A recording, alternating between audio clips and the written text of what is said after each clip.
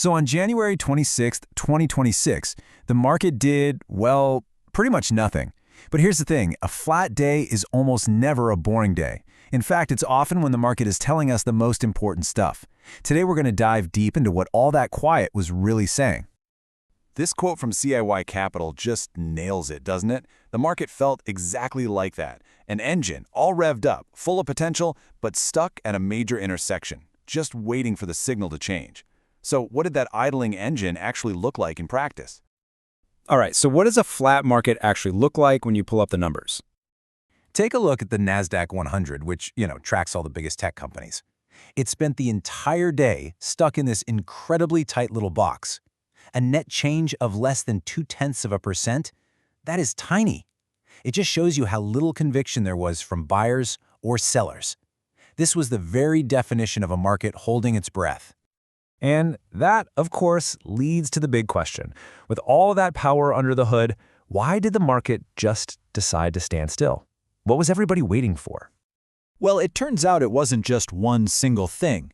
There were actually three big dark clouds of uncertainty hanging right over traders' heads, making everyone nervous. And here are the big three. You had whispers of new tariffs. You had worries of political gridlock back in Washington. And of course, the one everyone watches, the Federal Reserve's upcoming decision. Let's break each of these down real quick. So, first up, tariffs. News started trickling out about a potential 100% tariff on Canadian goods. Now, that's not just a political headline you can ignore. No way. That's a direct threat to the bottom line of any company that relies on those imports. It squeezes their profits, and that makes investors very, very nervous. Next, a classic market mover. Fears of a government shutdown. Whenever there's gridlock in Washington, it creates this kind of fog of uncertainty. And if there's one thing the market absolutely hates, it is not knowing what's coming around the bend. And that brings us to the third, and maybe the most important factor of them all. The Federal Reserve was set to meet this week. What were they going to say? What were they going to do about interest rates? The entire market, and I mean everyone, was holding their breath waiting for that answer. Now, to really understand why today was so calm, we have to talk about last week's chaos. Seriously, we got to rewind for a second. Last week was a true roller coaster. It started off strong, and then, bam, the market just dropped 2% on Tuesday. For a major index, a single-day drop like that is a really big deal, enough to spook even the most seasoned investors. The rest of the week was just this frantic, desperate scramble to claw back those losses. It gave everyone whiplash. So after a week like that, it's really no surprise that investors came into this one feeling a little bit bruised and extremely cautious. Nobody was in a hurry to get back on that roller coaster, But here's where it gets really interesting. While the stock market was being so quiet, another asset was making a ton of noise: gold. It soared to a record high of $5,000 an ounce. And that is not a coincidence. It's a major, major clue about how investors were really feeling.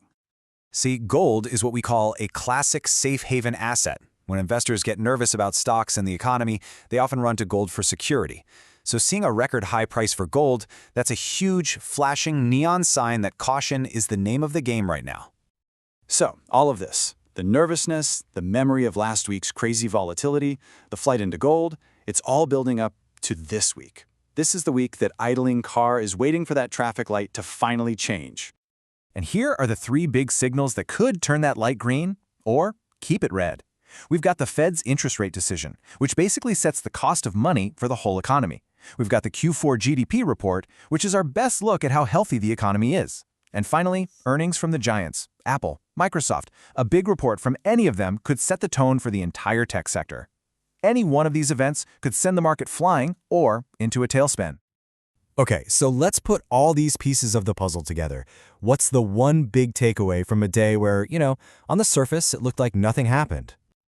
The bottom line is this: the market is in a holding pattern. Plain and simple. Everyone is in wait-and-see mode until this week's big news finally drops. For right now, the indecision is the decision. And until then, that engine is just going to keep on idling. And that really brings us to the most important insight here. A day like this isn't boring. It's revealing.